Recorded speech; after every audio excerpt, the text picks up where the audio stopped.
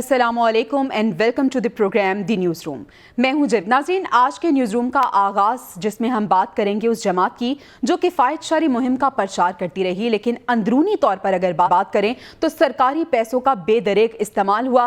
PTI का एक और स्कैंडल बेनकाब हो चुका है। सरकारी सोशल मीडिया मुखालिफिन के लिए इस्तेमाल होने का इंकशाफ हुआ है। इस प्रोपेगेंडा को प्रमोट करने के लिए रियासती खजाने को लूटा गया, कितना नुकसान पहुंचाया गया और इसके असरात क्या मुरतब होंगे, इस सब पर तफसीली बात होगी। इसके साथ साथ पाकिस्तान इंटरनेशनल एयरलाइन जिसने उरूज का शानदार दौर देखा और पाकिस्तान के लिए बाइसे फख्र इदारा रहा, वो जवाल का शिकार है और इस वक्त अबतर सूरत हाल का सामना कर रहा है। उरूज से जवाल तक का सफर, वजूहात जानेंगे और बहाली कैसे मुमकिन है, इस पर भी बात होगी। दूसरी जानिब इसराइली बर्बरियत का सिलसिला जारी है। मजलूम फलस्तीनी यके बाद दीगरे अपनी जानों का नजराना पेश कर रहे हैं।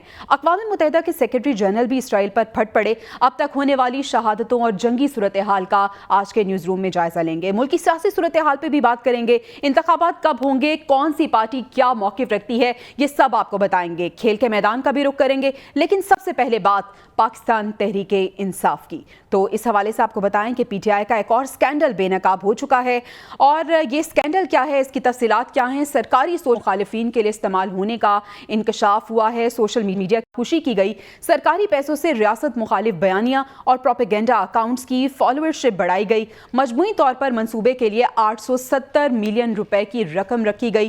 प्रोपेगेंडे के लिए 25 से 40 हज़ार रुपए पर मुलाजिमीन को भर्ती किया गया। सोची समझी साजिश के तहत रियासती खजाने से पैसे दिए गए। अकाउंट से 9 मई वाक़े के लिए भी उकसाया गया। PTI का कभी कोई नजरिया था ही नहीं। सोची समझी साजिश के तहत कौमी खजाने से पैसे देकर ये कार्रवाई की जाती रही। तो एक और प्रोपेगेंडा बेनकाब हो चुका है। पाकिस्तान तहरीक इंसाफ का PTI का एक और स्कैंडल सामने आया है। सरकारी सोशल मीडिया मुखालिफिन के लिए इस्तेमाल होने का इंकशाफ हुआ है। इस्तेकाम पाकिस्तान पार्टी की रहनुमा फिरदौस आशिक आवान ये कहती हैं कि अचानक क्या हुआ जो मौशरे में इतना इंतशार फैल गया। PTI ने सरकारी वसाइल से झूठा प्रोपेगेंडा किया। उन्होंने क्या कहा, आइए सुनिए। 70 मिलियन रुपए जो हैं वो 30 से 40 हज़ार रुपए एवरेज ऐसे अफराद को भर्ती किया गया।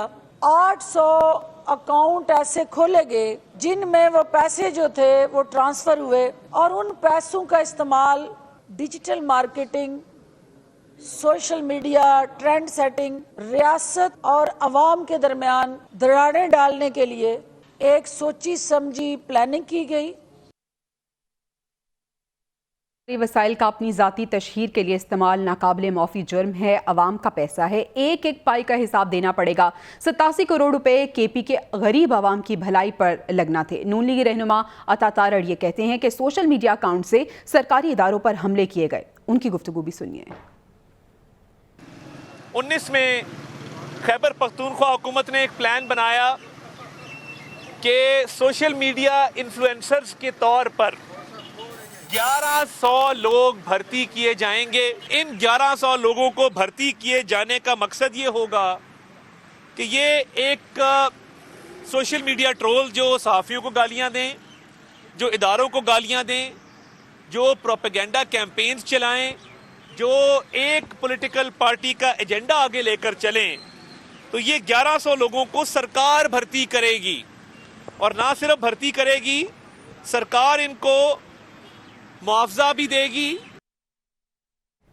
तो पाकिस्तान तहरीक इंसाफ का एक और स्कैंडल बेनकाब हो चुका है जिसके बारे में मुख्तलिफ पार्टी के जो रहनुमा है वो मुख्तलिफ आरा रखते हैं। इससे पहले हमने देखा कि फिरदौस आशिक आवान साहिबा भी बात कर रही थी, अता तारड़ भी बात कर रहे थे और इसके साथ साथ दीगर भी इस पर तनकीद करते हुए नज़र आ रहे हैं। क्योंकि पाकिस्तान तहरीक इंसाफ का जब दौर था तो उसमें किफ़ायतशारी की बात की जाती थी, उसमें पिछली हुकूमतों की शाखर्शियों की बात की जाती थी, लेकिन अब ये स्कैंडल बेनकाब हुआ है कि सरकारी ख़जाने का बेदरेग इस्तेमाल किया गया। और ये भी कहा जा रहा है कि वो पैसा जो कि इस तशहीर के लिए इस्तेमाल किया गया, इस प्रोपेगेंडे के लिए इस्तेमाल किया गया, वो आम आवाम की फलाह बहबूद पे इस्तेमाल किया जाना था, वो गरीब आवाम के लिए इस्तेमाल किया जाना था, लेकिन उसे इस तरह से इस्तेमाल किया गया प्रोपेगेंडा फैलाने के लिए, इंतशार फैलाने के लिए इसका बेदरेग इस्तेमाल किया गया। तो पाकिस्तान तहरीक इंसाफ जिसका एक और स्कैंडल बेनकाब हो चुका है और ये बताया जा रहा है कि सरकारी खजाने से सोशल मीडिया अकाउंट चलाने का इंकशाफ हुआ है। वो पैसा वहाँ पर चलाया जाता था तशहीर के लिए, अपनी ज़ाती तशहीर के लिए वो पैसा इस्तेमाल استعمال کیا جاتا تھا. پاکستان تحریک انصاف کے دور میں ہم دیکھ رہے تھے کہ سوشل میڈیا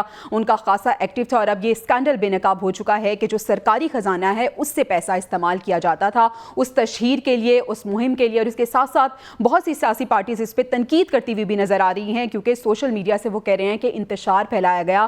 اس کے ساتھ ساتھ یہ بھی بتایا جا رہا ہے کہ بہت سی بھرتیاں بھی ہوئی تھیں, 25 سے 40 ہزار ملازمین بھرتی کیے گئے تھے, وہ نوجوان بھرتی کیے گئے تھے جو کہ سوشل اکاؤنٹس کو چلاتے تھے اور سرکاری خزانے سے ان کی تنخواہیں بھی جاتی تھیں. اب یہ اسکینڈل بے نقاب ہو چکا ہے. پاکستان استحکام پاکستان پارٹی سے فیاض الحسن چوہان صاحب نے ہمیں جوائن کیا. چوہان صاحب بہت شکریہ آپ کے وقت کا.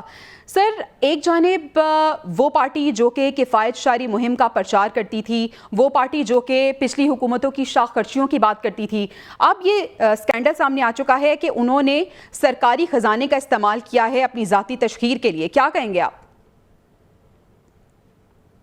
بسم اللہ الرحمن الرحیم. دیکھیں, آج پوری پاکستانی قوم کے سامنے کے پی کے گورنمنٹ کا جو اسکینڈل آیا ہے اس میں کوئی شک نہیں ہے, بات تو سچ ہے مگر بات ہے رسوائی کی. اور یہ 2018 دسمبر کے اندر اس پروجیکٹ کو انیشیٹ کیا گیا کہ جناب سرکاری سطح پہ کے پی کے حکومت کی جو اچیومنٹس ہیں اور جو اس کی منسٹری کی اور ڈپارٹمنٹس کی جو پروفیشنسی ہے اس کو ہائی لائٹ کرنے کے لیے سوشل میڈیا کو استعمال کیا جائے.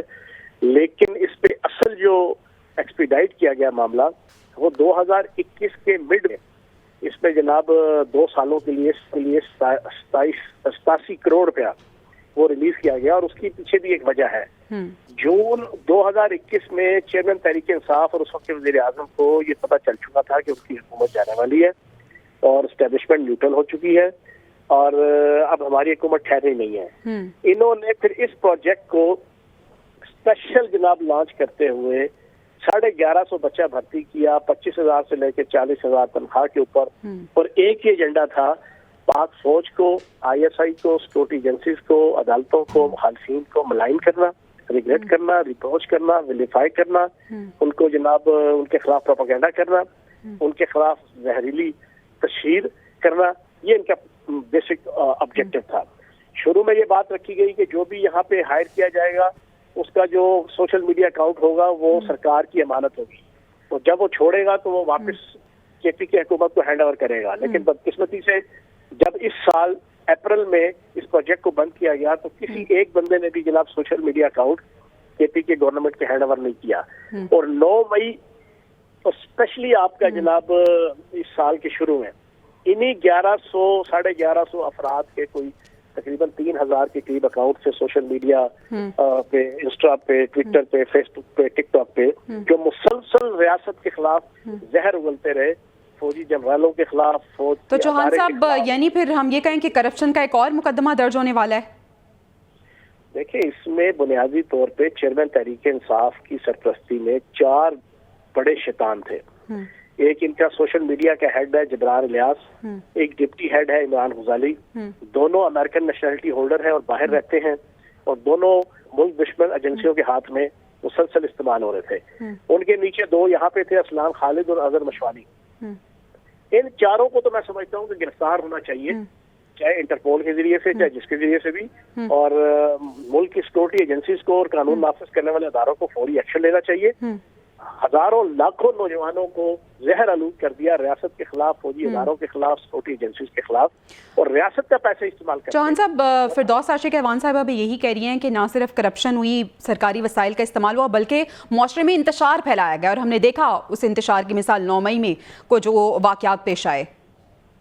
تو 9 مئی کا واقعات, اس سے پہلے جو میں ایک اسپیسیفک لفظ یوز کرتا ہوں, تحریک کے فساد فی الارض, جو پچھلے سال اپریل میں سٹارٹ ہوئی اور 9 مئی کو جا کے اپنی منطقی انجام تک پہنچی, اور ابھی بھی ہلکے پھلکے راگ جو ہے نا اس تحریک فساد فی الارض کے جاری ہیں. یہ سارے سوشل میڈیا کی وجہ سے کیے گئے. جھوٹا propaganda, fake propaganda, pseudo propaganda, so called propaganda. 9 مئی والے دن میں آپ کو چھوٹی سی 2 مثالیں دوں گا. ایک برما اور میانمار کے جناب ایک بارڈر کی ایک کلپ تھا جس میں ہزاروں شہری جناب میانمار کے وہ برما میں داخل ہونے کی کوشش کر رہے تھے, فوج والے اس کو روک رہے تھے, برمن فوج. یہ 9 مئی کی شام کو وہ کلپ چلایا گیا کہ کشمیر ہائی وے اسلام آباد میں, پنڈی اسلام آباد کے ہزاروں لاکھوں شہری نکل آئے اور پاک فوج کے جناب نوجوان ان کو کنٹرول کرنے میں ناکام. جھوٹا پروپیگنڈا. پھر ایک اور بتاتا ہوں آپ کو. جی. چیئرمین تحریک انصاف نے ٹویٹ کیا کہ جناب 26 بندے مارے گئے 9 مئی کو, اور پھر اپنے ہی ٹویٹر اکاؤنٹ پہ اور پھر ان کی پوری سوشل میڈیا ٹیم نے ایک کلپ چلایا, کچھ 7-8 جنازے 10 جنازے اکٹھے جناب چترال یا سوات کے پاس ہوئی, اور بتایا گیا کہ یار یہ 9 مئی کے جناب سارے شہداء ہیں. بعد میں 2 دن بعد سارے ٹی وی چینلوں نے وہ کلپ دکھا دیا کہ یہ تو سال پہلے کوئی دشمنی تھی آپس میں, اس میں چوہان صاحب اگر آپ پروپیگنڈا کی بات کریں تو ہم یہ بھی کہیں کہ پروپیگنڈا کے ذریعے فالوورشپ بھی بڑھائی گئی, اور پھر اسی وجہ سے شاید ہمیں پاکستان تحریک انصاف بہت اوور کانفیڈنٹ بھی نظر آتی تھی, انہیں لگتا تھا مقبولیت بہت زیادہ ہے. میں تو 5 مہینے سے یہ بات کہہ رہا ہوں کہ دجالی ٹول, سوشل میڈیا کے جو دجالی ٹول تھے اس کے ذریعے سے دجالی پروپیگنڈا پاکستان کے خلاف, پاک فوج کے خلاف, سیکورٹی ایجنسیز کے خلاف, پاک فوج کے شہداء کے خلاف, پاک فوج کے جوانوں کے خلاف, اور پاک عوام اور پاک فوج کے درمیان تفریق پیدا کرنے کے لیے استعمال کیا گیا. اس میں چیئرمین تحریک انصاف تو اندر ہے. یہ جو 4 شیطان اور دجال تھے نا, جن کے میں نے نام لیے ہیں, ان کو گرفتار ہونا چاہیے. ان سے پوچھ پڑتی تو نہیں چاہیے. ان کو کان پکڑا کے لتر مار کے ان سے پوچھنا چاہیے کہ تم نے ریاست پاکستان کے خلاف ریاست پاکستان کا پیسہ استعمال کر کے تم نے یہ کون سا کھلواڑ کیا. ٹھیک ہے چوہان صاحب, یہ 4 نام تو آپ نے بتا دیے, لیکن وہ دیگر 1100 اکاؤنٹس, کیا ان کے جو اکاؤنٹ ہولڈر ہیں وہ بھی متاثر ہوں گے, جس طرح سے ہم دیکھ رہے ہیں کہ جو فالوورز ہیں پہلے بھی وہ بیچارے 25,000 35,000 تنخواہ کے ملازم تھے, بے روزگاری کے عالم میں محب وطن نوجوانوں کو استعمال کیا ان شیطانوں نے. ان میں فیصل جاوید بھی ہے, ان میں افتخار درانی بھی ہے. انہوں نے اربوں روپے کمائے ہیں انفارمیشن ڈپارٹمنٹ کے پی کے میں 2013 سے لے کے 2023 تک. انہوں نے جو کھلواڑ کیا ہے پاکستان کے ساتھ اس انفارمیشن ڈپارٹمنٹ کے اندر بیٹھ کے, الیکٹرانک میڈیا اور پرنٹ میڈیا کے اندر. اب یہ جو آپ کہتے ہیں نا کہ یہ جو شہباز گل والا کیس ہوا تھا ایک نجی ٹی وی چینل کے اوپر جو بیپر دیتے ہوئے, جی اس میں یہ سارے شامل تھے. یہ فیصل جاوید بھی شامل تھا, یہ فواد چودھری بھی شامل تھے. یہ ساروں نے مل کے جناب چیئرمین تحریک انصاف کے کہنے پہ پاک فوج کے اندر معاذ اللہ نعوذ باللہ ایک جناب انتشار پیدا کرنے کے لیے جناب اس کو. تو چوہان صاحب, پاکستان تحریک انصاف جو پہلے ہی مشکل میں نظر آ رہی ہے, کل بھی ہم نے دیکھا کہ پاکستان تحریک انصاف کو 3 جو خواتین تھیں انہوں نے چھوڑ دیا, خیر بات کہہ دیا, استحکام پاکستان پارٹی میں شامل ہو گیا. اب اس اسکینڈل کے بعد کیا کانسیکوینسز ہیں مزید جن کا سامنا کرنا پڑ سکتا ہے؟ ابھی تو بہت کچھ سامنے آئے گا, اور میں تو پچھلے کئی دنوں سے یہ کہہ رہا ہوں کہ ابھی 100-150 کے قریب MNA, MPA اور مرکزی صوبائی قائدین وہ استحکام پاکستان پارٹی جوائن کریں گے پورے پاکستان میں اور خصوصاً پنجاب کے اندر. لوگوں کو سمجھ آ چکا ہے کہ فیوچر کے اندر چیئرمین تحریک انصاف اور تحریک انصاف کا کوئی رول اور کوئی کردار نہیں ہے. ان کی اپنی کرتوتوں کی وجہ سے اور ایک فاشسٹ پارٹی کے طور پہ جو انہوں نے اپنے آپ کو انٹروڈیوس کروایا, ایک دہشت گرد پارٹی کے طور پہ اپنے آپ کو انٹروڈیوس کروایا, اور آئی وٹنس پورا پاکستان ہے. آئی وٹنس پورا پاکستان کا الیکٹرانک میڈیا ہے, پرنٹ میڈیا ہے, سوشل میڈیا ہے. تو انہیں نظر آ گیا کہ اب فیوچر ادھر کوئی نہیں ہے, تو انہوں نے سیاست تو کرنی ہے. وہ تو پاکستان کی خدمت کرنے کے لیے, اپنی سوسائٹی کی خدمت کرنے کے لیے میدان میں آئے تھے. تو ان کے پاس انشاءاللہ استحکام پاکستان پارٹی ایک مربوط اور محفوظ انشاءاللہ. چوہان صاحب, اب الیکشن کا سیزن بھی آتا ہوا نظر آ رہا ہے. الیکشن کمیشن نے تو جنوری کے آخری ہفتے میں الیکشن اناؤنس کر دیے ہیں. کچھ پارٹیز جو ہیں وہ جلد انتخابات چاہتی ہیں, کچھ چاہتی ہیں کہ ابھی کچھ وقت جو ہے انہیں ملنا چاہیے. آپ پاکستان تحریک انصاف کو کس طرح سے دیکھ رہے ہیں؟ کیونکہ پاکستان تحریک انصاف کہہ رہی ہے کہ بات ہو رہی ہے لیول پلینگ فیلڈ کی, ہمیں پلینگ فیلڈ مل جائے. آپ الیکشنز میں پاکستان تحریک انصاف کا سٹینڈ کہاں دیکھتے ہیں؟ 2018 کے اندر کون سی لیول پلینگ فیلڈ تھی, آپ مجھے یہ بتائیں. 2018 کے اندر جناب نواز شریف صاحب کو اور ان کی فیملی کو جناب آپ آؤٹ کر کے جو سوریاں ہوئیں گلیاں وچ مرزا یار نچے کے مترادف چیئرمین تحریک انصاف اور ہم پوری پی ٹی آئی ناچ کود رہی تھی, کیا وہ لیول پلینگ فیلڈ تھی؟ 2008 کے اندر جب کاف لیگ کے خلاف جان کیری اور موجودہ president Joe Biden an election والے دن 12 بجے اسلام آباد F8 چودھری برادران کے گھر بیٹھ کے ان کو کہہ رہے تھے کہ اگر کاف لیگ آج جیت گئی پاکستان میں تو امریکہ اور انٹرنیشنل اسٹیبلشمنٹ اس الیکشن کو تسلیم نہیں کرے گی. مطلب یہ کہ وہ صرف اور صرف پیپلز پارٹی اور نون لیگ کو جتنا دیکھنا چاہتے تھے. تو وہ کون سا لیول پلینگ فیلڈ تھا؟ پاکستان کے اندر ہر الیکشن کے اندر ایسی چیزیں ہوتی رہی, اس وقت ٹھیک تھا. اپنی دفعہ آپ اپنی کرتوتوں کی وجہ سے شیر افضل مروت کے بقول بڑھ گئے ہیں, تو اب آپ کو لیول پلینگ فیلڈ یاد آ رہا ہے. صرف پاکستان تحریک انصاف تو کہہ رہی ہے کہ ہمیں پلینگ فیلڈ ہی ملے, وہ کہہ رہی ہے کہ ہمیں پلینگ فیلڈ بھی نہیں مل رہی ہے. अच्छा सर, आपकी मौजूदगी का फायदा उठाते हुए हवाओं के रुख बदलते हुए नजर आ रहे हैं। अब नवाज शरीफ साहब भी वापस आ गए हैं, आपको इंतखाबात होते कब नजर आ रहे हैं? और पाकिस्तान इस्तेहकाम पार्टी की हवाले से इस्तेहकाम पाकिस्तान पार्टी की क्या तैयारी है इंतखाबात को लेकर? पहली चीज ये है, मैं कई हफ्तों से कह रहा हूँ कि अगर तो नवंबर दिसंबर में army chief general Asim Munir साहब की शटल डिप्लोमेसी और कोशिशों की वजह से जो सऊदी अरब और खलीजी मुल्कों से 50-60 अरब डॉलर से 100 अरब डॉलर का जो एक प्रोग्राम लॉन्च हो रहा है पाकिस्तान की इकानमी को रिहेबिलिटेट करने के लिए, रिज्यूम करने के लिए, पाकिस्तान की ज़राअत, सनत, तजारत को बेहतर करने के लिए, अगर तो वो शुरू हो गया और मटेरियलाइज हो गया, फिर तो भाईजान इलेक्शन भूल जाए आप। अच्छा। फिर तो 2 साल पाकिस्तान के अंदर तमाम तर तवज्जो पाकिस्तान की इकॉनमी, पाकिस्तान की मईशत, पाकिस्तान की ज़राअत, सनत, तजारत और पाकिस्तान की आवाम को महंगाई के चुंगल से आज़ाद करने का एक पूरा प्रोग्राम होगा। अगर खुदा न खास्ता वो प्रोग्राम नवंबर दिसंबर में शुरू ना हो सका तो फिर आपका मार्च के पहले 4 दिनों में या फरवरी के आखिरी 2 दिनों में इलेक्शन हो जाएगा। चलें, ठीक है, आपने अपनी राय से हमें आगाह किया। रहनुमा इस्तेहकाम पाकिस्तान पार्टी फ़याज़ुल हसन चौहान साहब हमारे साथ मौजूद थे और इंतखाबात के हवाले से वो बात करें। इंतखाबात जनवरी के आखिरी हफ्ते में नहीं बल्कि कुछ आगे नज़र आ रहे हैं और उसके लिए भी उन्होंने कुछ वजूहात बताई हैं कि अगर ऐसा होता है तो इंतखाबात तब होंगे और अगर ऐसा नहीं होता तो इंतखाबात जो हैं वो फिर जनवरी के आखिरी हफ्ते में नहीं बल्कि फरवरी या मार्च में होते हुए नज़र आ रहे हैं। हमें यहाँ पर ब्रेक लेनी है, ब्रेक से वापस आएंगे तो कुछ मज़ीद इशूज़ पर बात करेंगे।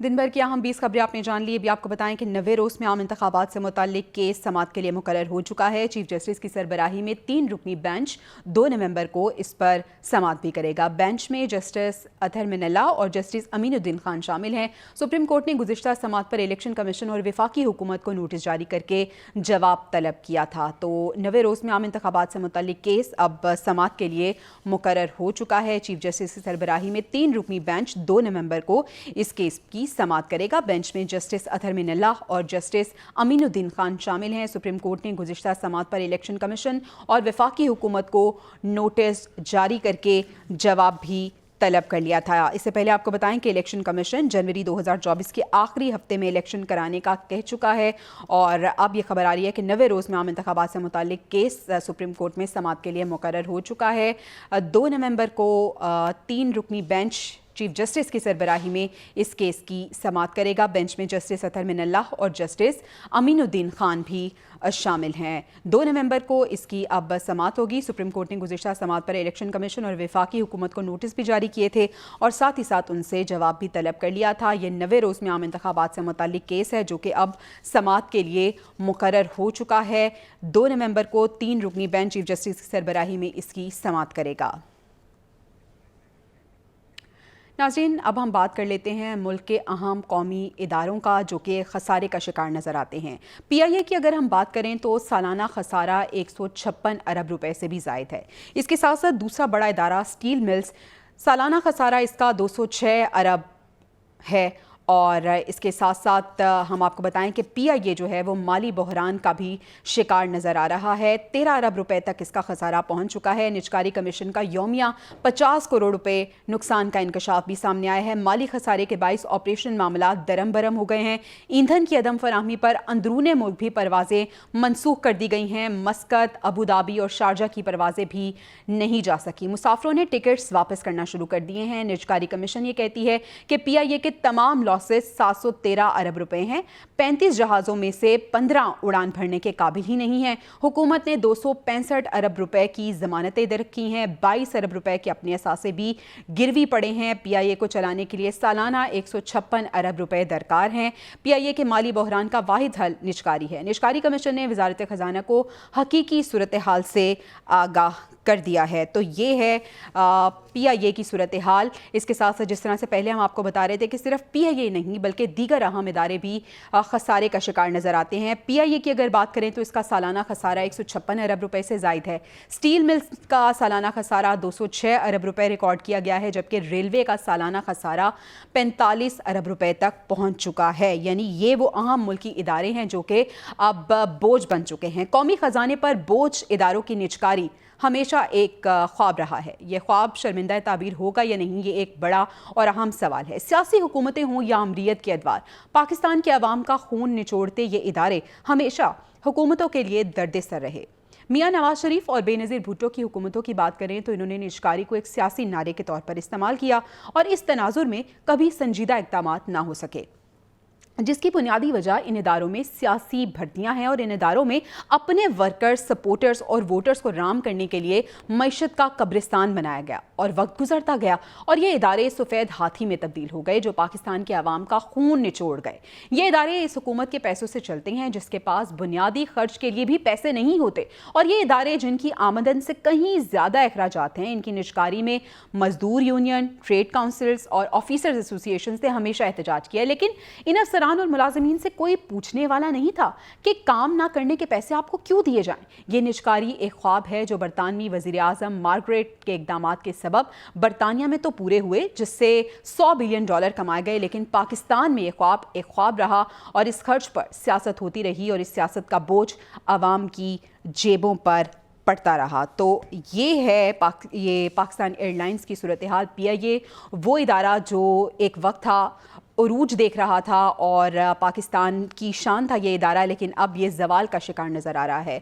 PDM حکومت کی اگر ہم بات کریں تو یہ حکومت جاتے جاتے ملکی قرض مزید بڑھا گئی ہے. PDM حکومت میں ملکی قرضوں میں اضافہ ہوا ہے.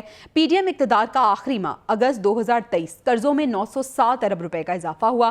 جولائی 2023 قرض 61 ارب 8 ارب روپے تھا. ملکی قرضوں کا حجم 19 خرب 4 ارب روپے تک پہنچ چکا ہے. یعنی PDM حکومت جاتے جاتے قرضوں میں مزید اضافہ بھی کر گئی ہے. اور اس کے ساتھ ساتھ اگر ہم بات کریں کہ پاکستان اور IMF کے درمیان جو اگلی قسط ہے اس کے لیے بھی مذاکرات 2 نومبر کو ہونے جا رہے ہیں. اسٹینڈ بائی ارینجمنٹ معاہدے کے تحت 71 کروڑ ڈالر قرض ملے گا. ڈالر کے مقابلے میں روپے کا ایکسچینج ریٹ، مانیٹری پالیسی پر اس میں بات ہوگی. مذاکرات میں سب سے مشکل بیرونی فائنینسنگ میں پایا جانے والا فرق ہوگا. حکومت نے بیرونی فائنینسنگ کا شارٹ فال $4.5 ارب لگا رکھا ہے. مذاکرات میں ڈالر کے مقابلے میں ایکسچینج ریٹ اور مانیٹری پالیسی پر بھی بات ہوگی. 1 ماہ تک ڈالر قابو میں رہنے کے بعد گزشتہ 2 روز سے ہم دیکھ رہے ہیں کہ پھر سر اٹھا رہا ہے اور IMF نے تیل پر سبسڈی ختم کرنے کی شرط بھی عائد کی تھی. حکومت گھریلو، ایکسپورٹ اور صنعتی گیس صارفین کو کراس سبسڈی بھی دے رہی ہے. FBR خسارے کے 87 ارب روپے کا ہدف پورا کرنے میں کامیاب نظر آ رہا ہے. تو اب دیکھنا یہ ہے کہ یہ انیشلی جو نومبر کا فرسٹ ویک ہے اس میں جو مذاکرات ہونے جا رہے ہیں پاکستان اور IMF کے، وہ کتنے کارگر ثابت ہوتے ہیں اور وہ جو اہداف جو ان کی جانب سے دیے گئے تھے ان میں سے کتنے ہم پورے کر چکے ہیں اور مزید جو ہیں وہ کتنے اہداف ایسے ہیں جن پہ ابھی کام کرنا باقی ہے. لیکن ایک بار پھر اگر ہم PIA کی بات کریں تو PIA جو ہے وہ مالی بحران کا شکار نظر آ رہا ہے، بلکہ اس میں مزید شدت آ چکی ہے اور ماہانہ خسارہ اس کا تقریباً 13 ارب روپے تک پہنچ چکا ہے. نجکاری کمیشن نے یومیہ 50 کروڑ روپے نقصان کا بھی انکشاف کیا ہے اور مالی خسارے کے باعث آپریشنل معاملات درم برم ہیں. ایندھن موجود نہیں ہے. بیرون ملک پروازیں تو دور کی بات، لیکن جو اندرون ملک پروازیں ہیں وہ بھی نہیں ہو رہی ہیں، تاخیر کا شکار نظر آ رہی ہیں. مسقط، ابوظہبی اور شارجہ کی پروازیں بھی نہیں ہو سکیں اور جو مسافر ہیں جنہوں نے PIA کے ٹکٹس لیے تھے انہوں نے اب واپس کرنا شروع کر دیے ہیں. اور PIA کے تمام لاسز 713 ارب روپے ہیں. 35 جہاز ہیں جس میں سے 15 ایسے ہیں جو کہ اڑان بھرنے کے قابل ہی نہیں ہیں. اور اس کے ساتھ ساتھ اگر ہم بات کریں کہ بحالی ہوتی ہوئی نظر آ رہی ہے یا نہیں، تو بحالی کی ایک ہی صورت نظر آ رہی ہے کہ اگر پرائیویٹائزیشن ہو جائے. ہم نے دیکھا ہے کہ اس سے پہلے جو ٹیلی کمیونیکیشن سیکٹر ہے، بینکنگ سیکٹر ہے، پرائیویٹائزیشن کے بعد ان سیکٹرز میں ترقی ہوئی ہے. PIA کے حوالے سے ہمیشہ بات ہوتی رہی کہ یہ مالی بحران کا شکار ہے، اس کی پرائیویٹائزیشن ہونی چاہیے، نجکاری ہونی چاہیے، لیکن یہ خواب ہی رہا اور شرمندہ تعبیر نہیں ہو سکا. ابھی بھی اگر اس کی ہم بات کریں کہ نجکاری جو ہے وہ ناگزیر ہے، لیکن نجکاری کے لیے بھی اب دیکھنا یہ ہے کہ اس کو خریدتا کون ہے اور کب ایسے اسباب پیدا ہوتے ہیں. اس پہ ہم تفصیلی بات بھی کریں گے اور ایکسپرٹس کی رائے بھی لیں گے، لیکن ابھی آپ کو ایک لیٹسٹ اپڈیٹ دیتے ہیں. نگران پنجاب کابینہ نے نواز شریف کی العزیزیہ ریفرنس میں سزا معطل کرنے کا تحریری حکم نامہ جاری کر دیا ہے. تحریری حکم ایڈیشنل چیف سیکرٹری محکمہ داخلہ پنجاب شکیل احمد کی جانب سے جاری کیا گیا ہے. تحریری حکم کے مطابق نواز شریف نے سزا معطل کرانے کے لیے محکمہ داخلہ پنجاب کو درخواست دی تھی. ही निगरान वज़ीर आला ने दरख्वास्त का जायजा लेने के लिए निगरान वज़रा पर मुश्तमिल कमेटी बनाई। कमेटी ने नवाज शरीफ के वकला अमजद परवेज, अता तारड़ और इसके साथ साथ कोशनमानी का मौका दिया। कमेटी ने नवाज शरीफ के मौलिज को भी तफसीली तौर पर सुना। मौलिज के मुताबिक नवाज शरीफ की तबीयत अभी मुकम्मल ठीक नहीं है और वो जेल नहीं काट सकते। सूबाई वज़रा, ब्यूरोक्रेट्स, एडवोकेट जनरल पंजाब और दीगर के मुश्तमिल कमेटी ने मामले पर सिफारिशात भेजी। मुस्लिम लीग नून के कायद की सज़ा मअतली की सिफारिशात अदालत को भिजवा दी गई हैं। तो लेटेस्ट अपडेट ये है कि अब निगरान पंजाब काबीना का नवाज शरीफ के लजीज़िया रेफरेंस में सज़ा मुअत्तल करने का तहरीरी हुक्मनामा जारी हो गया है और अब तहरीरी हुक्मनामा भी जारी हो चुका है इस फैसले का। मज़ीद भी हम इश्यूज़ पे बात करेंगे लेकिन एक ब्रेक के बाद।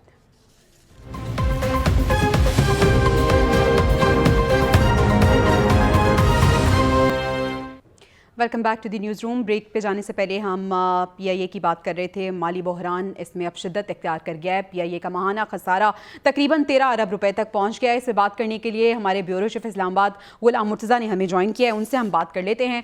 गुलाम मुर्तज़ा साहब, पाकिस्तान इंटरनेशनल एयरलाइंस इसने अरूज का दौर देखा, पाकिस्तान के बाइस फ़ख्र इदारा रहा। हमने देखा कि इसके जो मुलाजमीन थे उन्हें बड़े पर्क्स मिलते रहे, जिसकी वजह से बड़ी भर्तियां भी हुई। मेरिट को मलहूज़े खातिर नहीं रखा गया। लेकिन अब हम देख रहे हैं कि शदीद तरीन बहरान का शिकार नज़र आ रहा है ये इदारा। अरूज से ज़वाल तक क्या वजह बनी इसकी? जी बिल्कुल, आपने दुरुस्त कहा कि इस अदारे का जो अरूज है वो पूरे दुनिया ने देखा है। अगर हम बात करें गल्फ़ कंट्रीज़ की, थ्रू आउट गल्फ़ की जितनी एयरलाइंस हैं उनमें तमाम के तमाम जो साथसा हैं वो पाकिस्तान एयरलाइंस से ताल्लुक़ रखते हैं। जो स्टीवर्ड्स हैं, जो सपोर्टिंग स्टाफ है, जो एयरपोर्ट की सर्विसेज के स्टाफ हैं, वो तमाम के तमाम हमारी एयरलाइन के जो हैं वो तरबियत याफ्ता हैं। और अब इस वक्त हमारी सूरत हाल इस तरह की है कि यहाँ पे कोई फ़्लाइट उड़ सकती है तो कुछ नहीं उड़ सकती।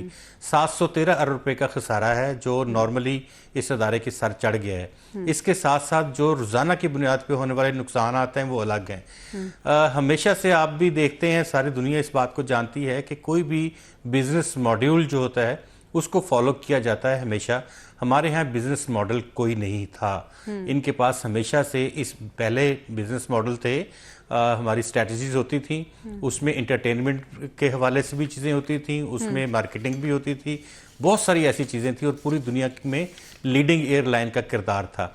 लेकिन आहिस्ता आहिस्ता हम ऐसे चीफ यहाँ पे लाते रहे जिनको ये नहीं इल्म होता था कि एक कॉर्पोरेट सेक्टर की एयरलाइन को किस तरह से चलाना है, और आज उसके नताइज हम ये भुगत रहे हैं जो हमारे सामने है। रिस्ट्रक्चरिंग प्लान जो है वो निजकारी कमीशन के सामने पेश हो चुका है।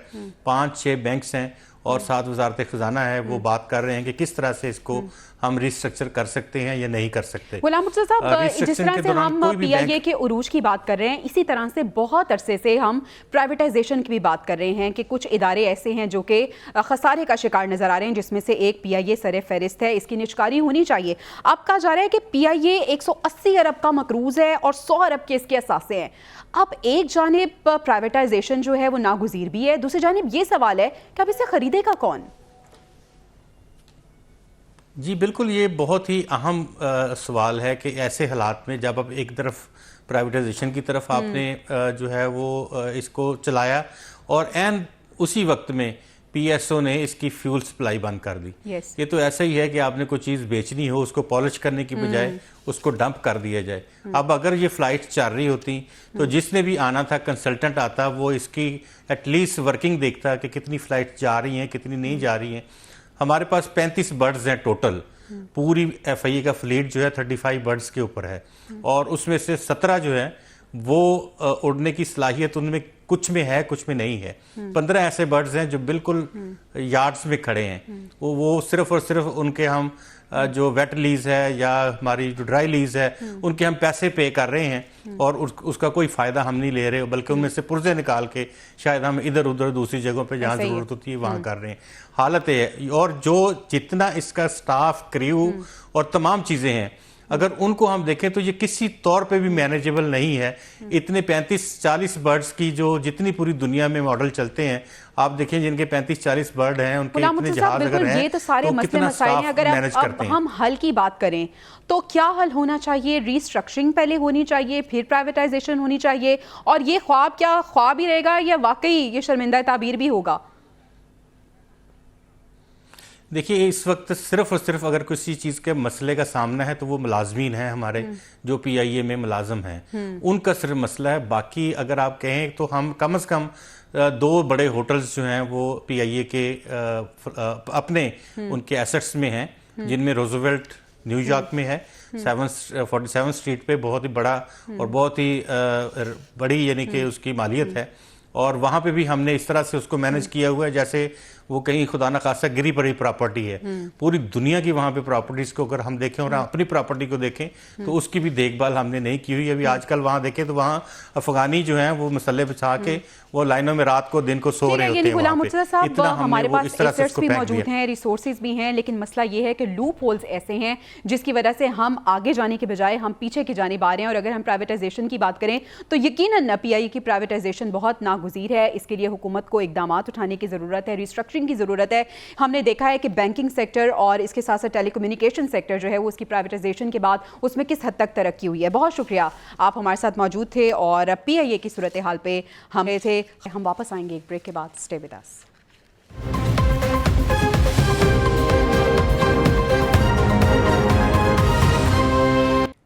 Welcome back to the newsroom. اور بات کریں گے ہم اس جماعت کی کفایت مہم کا پرچار جو کرتی رہی لیکن اندرونی طور پر اب سرکاری پیسوں کا بے دریغ استعمال انہوں نے کیا ہے. ایک اور سکینڈل پی ٹی آئی کا بے نقاب ہو چکا ہے. سرکاری سوشل میڈیا مخالفین کے لیے استعمال ہونے کا انکشاف ہوا ہے. اس پروپیگنڈا کو پروموٹ کرنے کے لیے ریاستی خزانے کو بھی لوٹا گیا ہے.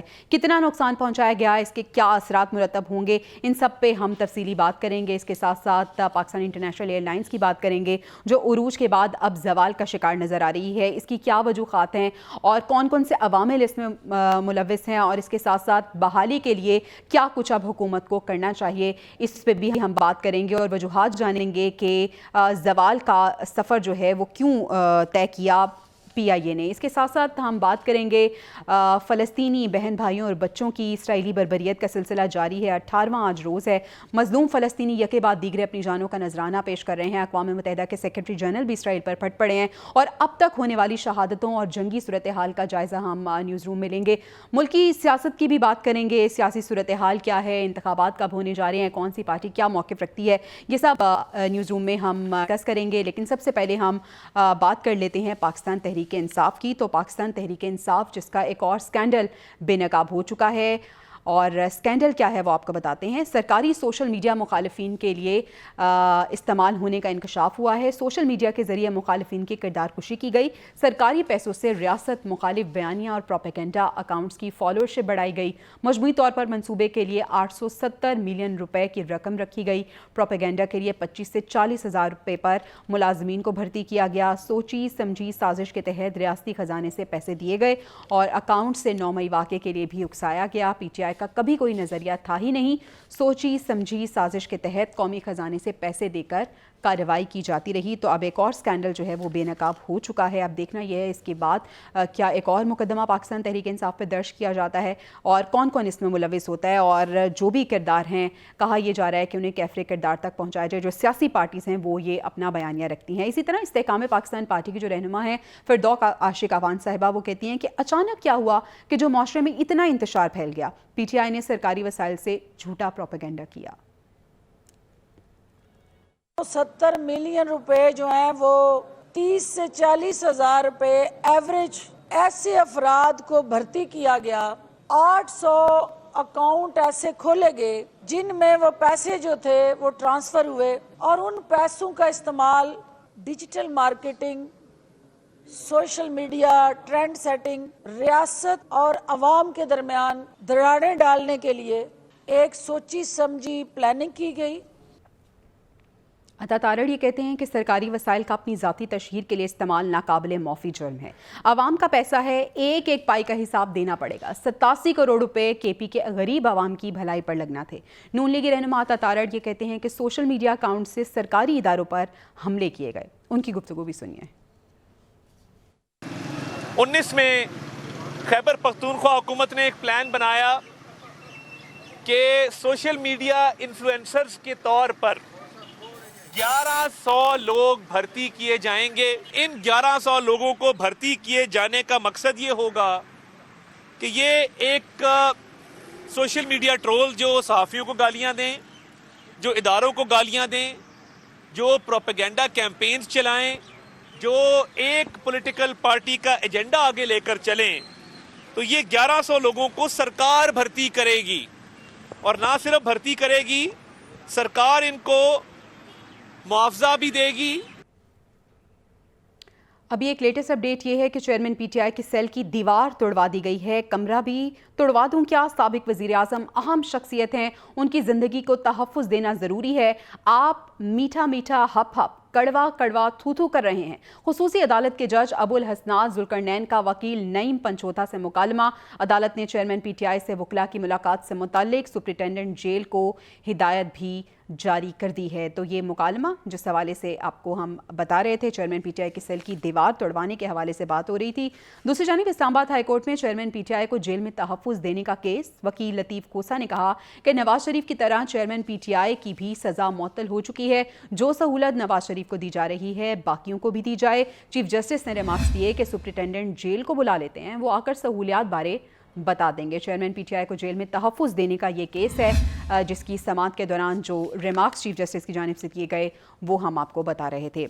आगे बढ़ते हैं और बात कर लेते हैं पाकिस्तान इंटरनेशनल एयरलाइंस की, जो कि माली बहरान का शिकार नज़र आ रही है, बल्कि माली बहरान रोज़ बरोज़ शिद्दत इख्तियार कर चुका है।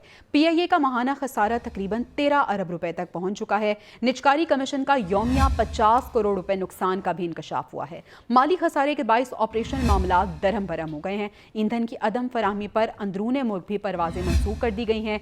मस्कत, अबूधाबी और शारजा की परवाजें भी नहीं जा सकी और मुसाफिरों ने भी टिकट वापस करना शुरू कर दिए हैं क्योंकि अनसर्टेनिटी की सूरत हाल है। निजकारी कमीशन ये कहती है कि पीआईए के तमाम लॉसेस 713 अरब रुपए हैं। 35 जहाज़ों में से 15 उड़ान भरने के काबिल नहीं हैं। हुकूमत ने 265 अरब रुपए की जमानतें दे रखी हैं। 22 अरब रुपए के अपने असासे भी गिरवी पड़े हैं। पीआईए को चलाने के लिए सालाना 156 अरब रुपए दरकार हैं। पीआईए के माली बहरान का वाहिद हल निजकारी है। निजकारी कमीशन ने वजारत खजाना को हकीकी सूरत हाल से आगाह भी कर दिया है। तो ये थी पीआईए की सूरत हाल। इसके साथ साथ जो मुल्क के अहम दीगर कौमी इदारे हैं उनकी सूरत हाल भी अच्छी नहीं है और वो भी खसारे का शिकार नज़र आ रहे हैं। पीआईए की अगर बात करें तो इसका सालाना खसारा 156 अरब रुपए से ज़ायद है। स्टील मिल्स का सालाना खसारा 206 अरब रुपए रिकॉर्ड किया गया है।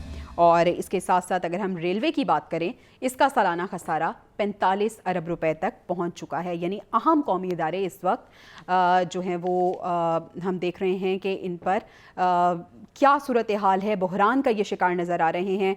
कौमी ख़जाने पर बोझ ये बन चुके हैं। ये इदारे, इनकी निजकारी हमेशा एक ख्वाब रहा है। सियासी हुकूमतें हों या आमरीत के अतबार, पाकिस्तान के अवाम का खून निचोड़ते ये इदारे हमेशा हुकूमतों के लिए दर्द-ए-सर रहे हैं। मियां नवाज शरीफ और बेनज़ीर भुट्टो की हुकूमतों ने निजकारी को एक सियासी नारे के तौर पर इस्तेमाल किया और इस तनाजुर में कभी संजीदा इकदाम ना हो सके, जिसकी बुनियादी वजह इन इदारों में सियासी भर्तियां हैं। इन इदारों में अपने वर्कर्स, सपोर्टर्स और वोटर्स को राम करने के लिए मईशत का कब्रिस्तान बनाया गया। वक्त गुजरता गया और ये इदारे सफ़ेद हाथी में तब्दील हो गए जो पाकिस्तान के अवाम का खून निचोड़ गए। ये इदारे इस हुकूमत के पैसों से चलते हैं जिसके पास बुनियादी खर्च के लिए भी पैसे नहीं होते, और ये इदारे जिनकी आमदन से कहीं ज़्यादा अखराजात हैं, इनकी निजकारी में मजदूर यूनियन, ट्रेड काउंसिल्स और ऑफिसर्स एसोसिएशंस ने हमेशा एहतजाज किया। लेकिन इन अफसरान और मुलाजमीन से कोई ये पूछने वाला नहीं है कि काम नहीं करते तो पैसे आपको क्यों दिए जाएं। ये निजकारी एक ख्वाब है जो बरतानवी वज़ीर आज़म मार्गरेट थ्रेशर के इक़दाम के सबब बरतानिया में तो पूरे हुए, जिससे $100 बिलियन कमाए गए, लेकिन पाकिस्तान में ये ख्वाब एक ख्वाब रहा और इस खर्च पर सियासत होती रही और इस सियासत का बोझ आवाम की जेबों पर पड़ता रहा। अगर हम बात कर लें पीडीएम हुकूमत की, तो पीडीएम हुकूमत भी जाते जाते मुल्की कर्ज में इजाफा कर गई। पीडीएम हुकूमत में मुल्की कर्जों में कितना इजाफा हुआ आपको बताते हैं। पीडीएम इक़्तिदार का आखिरी माह अगस्त 2023 कर्जों में 907 अरब रुपए का इजाफा हुआ। जुलाई 2023 कर्ज 61 खरब 8 अरब रुपए था। मुल्की कर्जों का हजम 19 खरब 4 अरब रुपए तक पहुँच गया। तो पीडीएम हुकूमत में इतना इजाफा हुआ है। اور اس کے ساتھ ساتھ اگر ہم بات کریں پاکستان اور آئی ایم ایف کی، تو پاکستان اور آئی ایم ایف کے درمیان اگلی قسط کے لیے مذاکرات اب 2 نومبر کو ہونے جا رہے ہیں۔ اسٹینڈ بائی ارینجمنٹ معاہدے کے تحت 71 کروڑ ڈالر قرض ملے گا۔ ڈالر کے مقابلے میں روپے کا ایکسچینج ریٹ، مانیٹری پالیسی پر بات ہوگی۔ مذاکرات میں سب سے مشکل بیرونی فائنینسنگ میں پایا جانے والا فرق ہوگا۔ حکومت نے بیرونی فائنینسنگ کا شارٹ فال 4.5 ارب ڈالر لگا رکھا ہے، جبکہ مذاکرات میں ڈالر کے مقابلے میں ایکسچینج ریٹ اور مانیٹری پالیسی بھی زیر بحث آئے گی۔ 1 ماہ تک ڈالر قابو میں رہنے کے بعد ہم دیکھ رہے ہیں کہ گزشتہ 2 روز سے پھر سر اٹھانے لگا ہے۔ آئی ایم ایف نے تیل پر سبسڈی ختم کرنے کی شرط عائد کی تھی۔ حکومت گھریلو ایکسپورٹ اور صنعتی گیس صارفین کو کراس سبسڈی دے رہی ہے۔ ایف بی آر خسارے کے 87 ارب روپے کا ہدف پورا کرنے میں کامیاب نظر آ رہا ہے۔ تو اب 2 نومبر کو دیکھنا یہ ہے کہ پاکستان اور آئی ایم ایف کے درمیان جو مذاکرات ہوتے ہیں ان میں کیا نتیجہ نکلتا ہے۔ یہ تمام تر صورتحال تھی۔ ہم نے آپ کو بتایا کہ ملک کی جو معاشی صورتحال ہے وہ کیا ہے۔ ڈالر کی ہم نے بات کی، اس کے ساتھ ساتھ ہم پی آئی اے کی بھی بات کر رہے تھے جو کہ خسارے کا شکار نظر آ رہا ہے۔ بہت سی وجوہات اس میں ملوث ہیں، اور اس کے ساتھ ساتھ اب جو پاکستان اور آئی ایم ایف کے درمیان معاہدہ ہونے جا رہا ہے، مذاکرات ہونے جا رہے ہیں 2 نومبر کو، ہم اس پہ بھی بات کر رہے تھے۔ لیکن ابھی لیٹسٹ اپڈیٹ یہ ہے، سپریم کورٹ سے آ رہی ہے، فیض آباد دھرنا نظر ثانی کیس سماعت کے لیے مقرر ہو چکا ہے۔ چیف جسٹس آف پاکستان کی سربراہی میں قائم 3 رکنی بینچ 1 نومبر کو اس کی سماعت کرے گا۔ رجسٹرار سپریم کورٹ نے اٹارنی جنرل سمیت تمام فریقین کو نوٹسز بھی جاری کر دیے ہیں۔ عدالت نے گزشتہ سماعت پر تمام فریقین سے تحریری جواب طلب کیا تھا۔ P T I, M Q M, election commission, I B سمیت دیگر نے نظر ثانی درخواستیں واپس لینے کی استدعا بھی کر رکھی ہے۔ تو سپریم کورٹ میں فیض آباد دھرنا نظر ثانی کیس سماعت کے لیے مقرر ہو گیا ہے۔ چیف جسٹس کی سربراہی میں 3 رکنی بینچ 1 نومبر کو اس کی سماعت کرے گا۔ رجسٹرار سپریم کورٹ نے اٹارنی جنرل سمیت تمام فریقین کو نوٹسز بھی جاری کر دیے ہیں، جبکہ عدالت نے گزشتہ سماعت پر تمام فریقین سے تحریری جواب بھی طلب کیا تھا۔ P T I, M Q M, election commission اور آئی بی سمیت دیگر نے نظر ثانی درخواستیں واپس لینے کی استدعا کی تھی۔ تو اب آپ کو بتائیں کہ 3 رکنی بینچ اس کی سماعت کرنے جا رہا ہے۔ عدالت نے گزشتہ سماعت پر تمام فریقین سے تحریری جواب طلب کیا تھا۔ سپریم کورٹ میں فیض آباد دھرنا نظر ثانی کیس جو کہ سماعت کے لیے مقرر ہو چکا ہے، چیف جسٹس کی سربراہی میں قائم 3 رکنی بینچ اس کی سماعت کرے گا۔ یہ تو لیٹسٹ اپڈیٹ تھی، لیکن اس سے پہلے ہم پاکستان انٹرنیشنل ایئر لائنز کی بات کر رہے تھے، اور ہم بات کر رہے تھے کہ یہ ادارہ بحران کا شکار نظر آ رہا ہے اور خسارہ اس کا روز بروز اس میں اضافہ بھی ہو رہا ہے۔ اس پہ بات کرنے کے لیے ہمارے ساتھ موجود ہیں عبداللہ حفیظ خان، اور پی آئی اے کے اسپوکس پرسن ہیں۔ بہت شکریہ عبداللہ صاحب آپ کے وقت کا۔ سر، پی آئی اے کی اب تک صورتحال سب کے سامنے ہے، فیول نہیں ہے، بیرونی پروازیں تو دور کی بات، اندرونی پروازیں بھی نہیں ہو رہی ہیں۔ کیا معاملہ آپ دیکھ رہے ہیں؟ بحالی کی کوئی صورتحال نظر آ رہی ہے؟ پرائیویٹائزیشن کی ہم بہت دیر سے بات کر رہے تھے، کیا پرائیویٹائزیشن کی طرف ہم جا سکتے ہیں؟ جی بہت شکریہ، آپ نے ایک سوال میں بہت سارے سوال کر دیے، میں ایک ایک کر کے ان کو جواب دینے کی کوشش کرتا ہوں۔ سب سے پہلے دیکھیں، پرائیویٹائزیشن حکومت پاکستان کا ایک فیصلہ ہے، اور حکومت پاکستان پرائیویٹائزیشن کرنے کے لیے کافی سرگرم ہے، اور انہوں نے اس سلسلے میں بہت ساری ٹیمیں بھی مرتب کر دی ہیں۔ پرائیویٹائزیشن کی ایکٹیو لسٹ کے اوپر بھی پی آئی اے اس ٹائم پہ موجود ہے، لیکن پرائیویٹائزیشن کی کچھ پری ریکوزٹ ہیں، اور ان میں سے ایک پری ریکوزٹ یہ ہے کہ آپ کو پی آئی کی بیلنس شیٹ کو ریسٹرکچر کرنا پڑے گا، جس کے سلسلے میں کہ پرائیویٹائزیشن کمیشن نے کل ایک ریسٹرکچرنگ کمیٹی بھی تشکیل دی ہے، جس کے اندر بہت سارے بینکوں کے جو کریڈٹ کے ہیڈز ہیں وہ اس کے اوپر شامل ہیں، کیونکہ جو پی آئی کی بیلنس شیٹ کے اوپر خاص طور پہ لائبلٹیز ہیں، یہ جو پی آئی کے اوپر قرضہ جاتے ہیں، وہ پاکستانی اور بین الاقوامی بینکوں کے رقوم ہیں جو کہ ہم نے قرضے کے طور کے اوپر حاصل کیے ہیں، تو لہٰذا ان تمام بینکوں کا ایک کنسورشیم بنا کے پی آئی کی ریسٹرکچرنگ کا عمل جاری کر دیا۔ دیکھیں، پی آئی کی بقا کے لیے یا پی آئی کو سسٹینیبل رکھنے کے لیے پی آئی کی بیلنس شیٹ ریسٹرکچر کرنا سب سے اہم اور سب سے ضروری کام ہے، اور اس کی سب سے بڑی ریزن یہ ہے کہ دیکھیں، پی آئی کے اوپر قرضوں کا حجم اتنا زیادہ بڑھ چکا ہے کہ پی آئی اے کے ٹوٹل ریونیو کا 50% سے زائد حصہ صرف پرانے قرضوں اور ان کی سود کی ادائیگی کے اوپر خرچ ہو جاتا ہے، جس کی وجہ سے آپ کے پاس آپریشنل اخراجات کے لیے پیسے بہت کم بچتے ہیں، اور نتیجتاً ایسا ہوتا ہے کہ کبھی ایندھن کے لیے پیسے دستیاب نہیں ہوتے، کبھی جہازوں کے پرزوں کے لیے پیسے دستیاب نہیں ہو پا رہے ہوتے. تو مین چیلنج اگر آپ کو سمجھنا ہو اور انتہائی اختصار کے ساتھ میں بیان کرنا چاہوں تو وہ یہ ہے کہ پی آئی اے چونکہ بتدریج خسارے میں بہت عرصہ رہا، اب نہیں ہے، لیکن جس طرح بہت عرصہ بتدریج خسارے میں رہا تو وہ خسارہ قرضوں کی صورت میں عبداللہ صاحب آپ کہہ رہے ہیں کہ بہت عرصہ خسارے میں رہا لیکن اب نہیں ہے، ایسا ہی ہے؟ جی بالکل ایسے ہی ہے. دیکھیں ہم نے جو خسارے میں اگر نہیں ہے تو پھر ہم دیکھ رہے ہیں کہ فلائٹ آپریشن متاثر ہو رہا ہے، بینکس قرضے نہیں دے رہے، اس کے ساتھ ساتھ دیکھیں اس کی بنیادی وجہ آپ کو سمجھنا ضروری ہے. جو اپنی 6 ماہ کی رپورٹ اپنی اس ٹائم پہ شائع کی ہے اس کے اندر پی آئی اے آپریشنلی بریک ایون کراس کر چکا ہے. پی آئی اے اب سطح کے اوپر نقصان نہیں کرتا. لیکن بات آپ کو سمجھنے والی یہ ہے کہ جب آپ ادائیگی کی بات کرتے ہیں تو مجموعی طور پر پی آئی اے بہت زیادہ خسارے میں چلا جاتا ہے. جو جتنا خسارہ آپ کو نظر آتا ہے وہ سارے کا سارا وہ پرانے قرضوں کی جو رقم کی واپسی ہے اور ان کی سود کی رقم ہے جو آپ کو قرض کی صورت کے اندر نظر آتی ہے. جی اچھا سر، یہ بتائیے گا کہ جس طرح سے آپ ریسٹرکچرنگ کی بات کر رہے ہیں، آپ کو لگتا ہے کہ حکومت اس وقت اس پوزیشن میں ہے کہ اس کی ریسٹرکچرنگ کر سکے؟ کیونکہ جس طرح سے ہمارے پاس اپڈیٹ یہ ہے کہ قرض اس کا زیادہ ہے، ایسٹ کم ہے. اگر ہم پرائیویٹائزیشن کی بھی بات کریں تو کون ہے جو بھی اس کو خریدے گا؟ جی دیکھیں یہی بات میں آپ کو بتانے کی کوشش کر رہا ہوں کہ ریسٹرکچرنگ کی ضرورت ہی اس لیے ہے کہ پی آئی کے بیلنس شیٹ کے اوپر جو قرضے ہیں، جو قرضوں کا حجم ہے وہ اس کی اساسوں سے کئی گنا زیادہ ہے. اور ریسٹرکچرنگ کا مطلب یہی ہوتا ہے کہ ان قرضوں کی کوئی نہ کوئی ٹریٹمنٹ گورنمنٹ کرے یا گورنمنٹ کی اونر جو بھی کمپنی کے اونرز ہوتے ہیں وہ کریں. تو آپ کی جس طرح میں نے آپ کو شروع میں کہا کہ پرائیویٹائزیشن کا ایک پری ریکوزٹ یہ ہوگا کہ آپ کو ریسٹرکچر کرنا پڑے گا. ایک کلین کمپنی ہی آپ آگے کسی کو پرائیویٹائز کر سکیں گے. جی ٹھیک ہے. عبداللہ صاحب یہ بتائیے گا کہ آپ کو ایسا لگتا ہے کہ جس طرح سے پی آئی اے ہم نے دیکھا کہ اس نے ایک عروج کا دور دیکھا، اب آپ تو کہہ رہے ہیں کہ خسارہ نہیں ہے لیکن اپیرنٹلی ایسا لگ رہا ہے کہ خسارے کا شکار نظر آ رہا ہے اور اب زوال کی طرف یہ جاتا ہوا نظر آ رہا ہے. آپ کو لگتا ہے کہ پرائیویٹائزیشن ناگزیر ہے اور پرائیویٹائزیشن ہونی چاہیے؟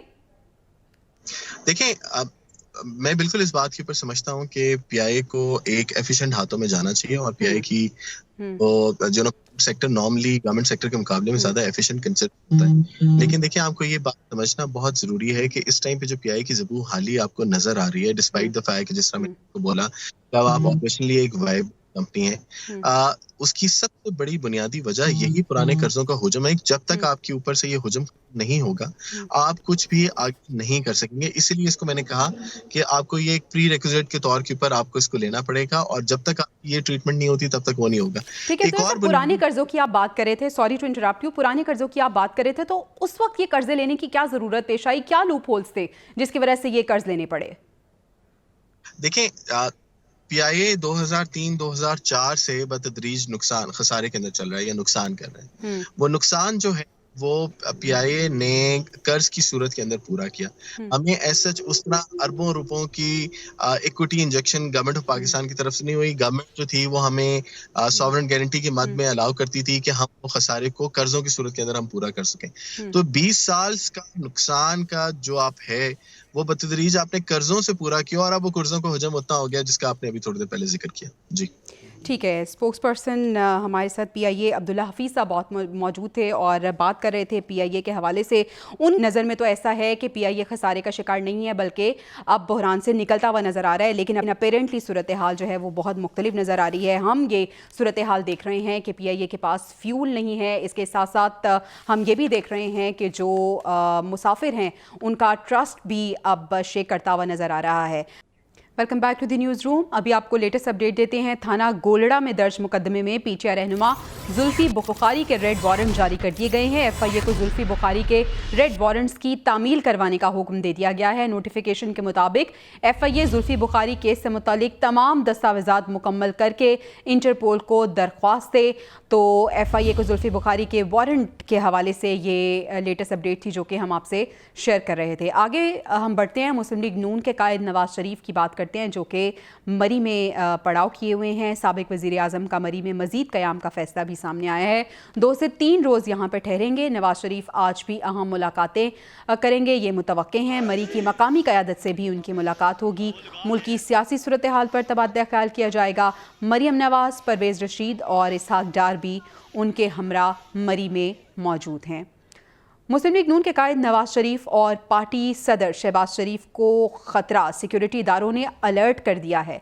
नवाज शरीफ, शहबाज शरीफ और दीगर खानदान के अफराद को एक मकाम पर इकट्ठे होने से रोक दिया है। एक साथ सफ़र करने और एक जगह रहने से भी गुरेज करने की हिदायत कर दी गई है। दोनों भाइयों को एक साथ सफ़र करने से भी रोक दिया गया है। नवाज शरीफ की सिक्योरिटी सख्त कर दी गई है। स्क्वाड में 2 जैमर और दीगर आलात फराहम कर दिए गए हैं। तो नवाज शरीफ और शहबाज शरीफ को सिक्योरिटी खतरात लाहक हैं, जिसके लिए कुछ हिदायत भी जारी कर दी गई हैं। अब जनाब बात कर लेते हैं इलेक्शन के हवाले से। इलेक्शन में जाना है तो बयानिया बनाना है।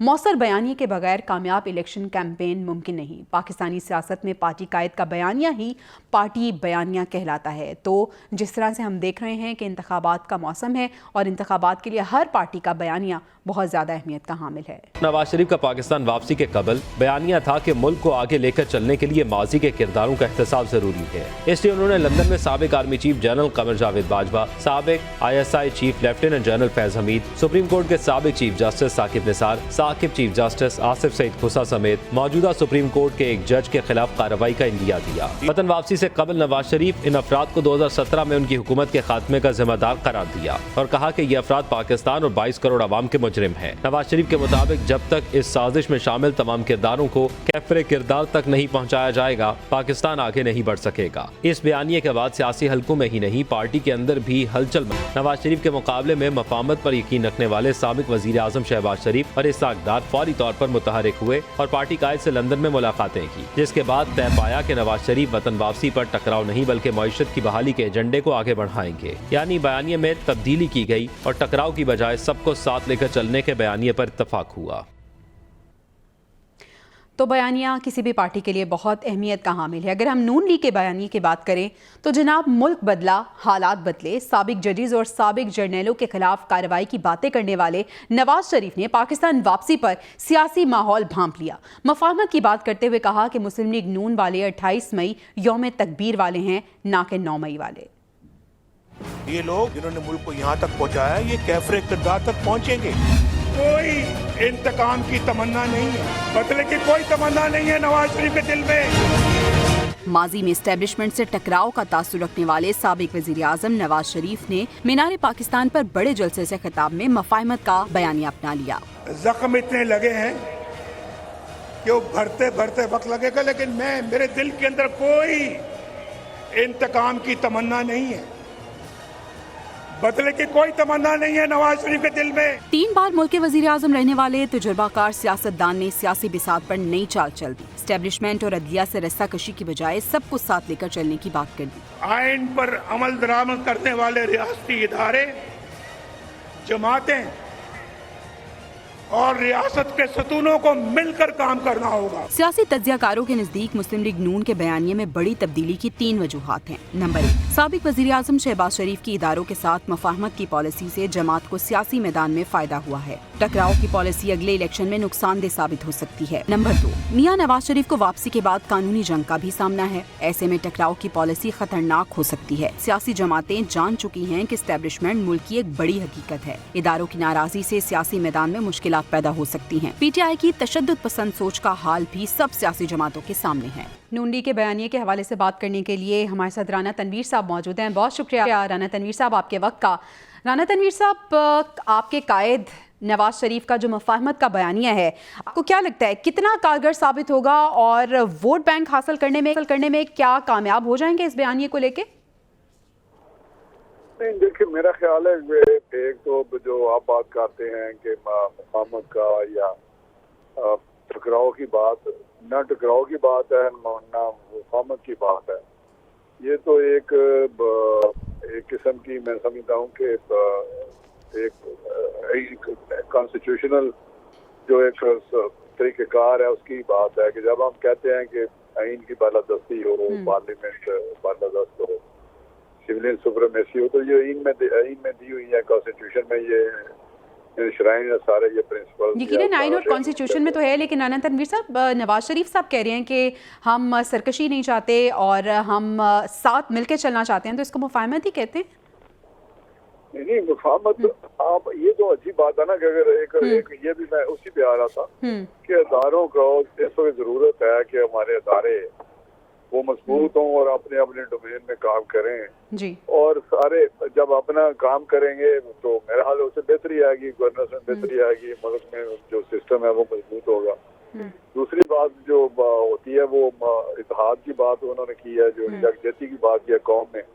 اس وقت جس طرح پچھلے پی ٹی آئی کے دور میں جتنا قوم میں انتشار آیا ہے, جتنا ذہنوں میں ایک قسم کی تبدیلی تو آپ نہیں کہہ سکتے, اس میں آپ کہہ سکتے ہیں کہ اس کو کسی نیگیٹیوٹی میں لے کے گئے ہیں, کسی منفی طرف لے کے گئے ہیں عمران خان. تو اس میں میاں صاحب نے ایک as a statesman, as a بڑے لیڈر ہونے کے یہ بات کی ہے کہ قوم کو مل کے یکجہتی کے ساتھ آگے بڑھنا چاہیے تاکہ اس وقت جو کرائسس ہے, جو اکنامک کرائسس ہے, معاشی بحران ہے, گورننس کا جو بیڑا گرک ہوا ہوا ہے اور جو سسٹم میں خرابی پیدا ہوئی ہے کہ ہر ادارہ اپنے اپنے الگ ڈائریکشن میں چل رہا ہے یا ایک ادارے کمزور ہو چکے ہیں, تو انہوں نے تو میرا ایک بہت ہی ایک فیوچر کا جو لایا عمل دیا ہے, جیسے ملک کو مضبوطی کی طرف لے کے جانا ہے, خوشحالی کی طرف لے کے جانا ہے, تو یہیں کی حکمرانی کی طرف لے کے جانا ہے. تو میرا حال اس میں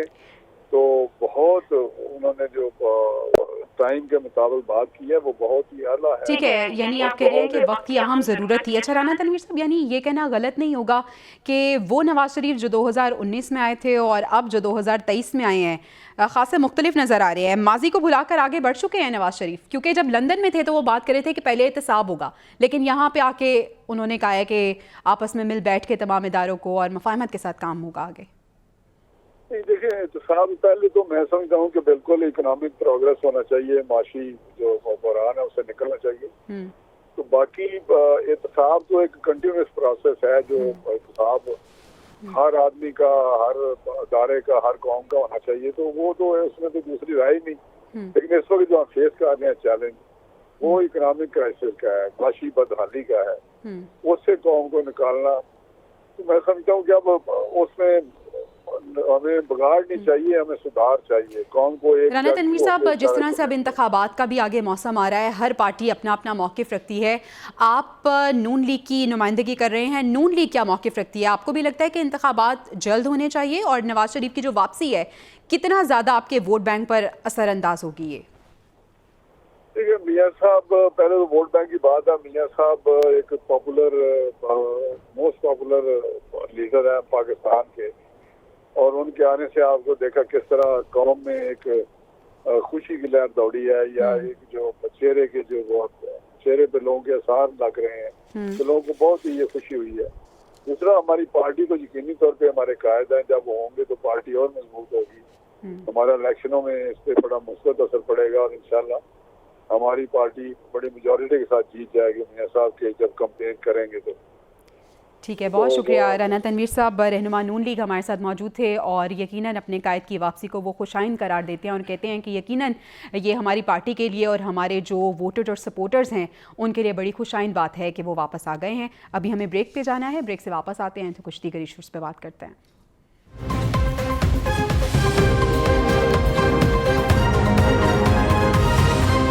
اس صورتحال پہ بات کرنے کے لیے ماہر بین الاقوامی امور امتیاز گل صاحب نے ہمیں جوائن کیا ہے. امتیاز گل صاحب, بہت شکریہ آپ کے وقت کا.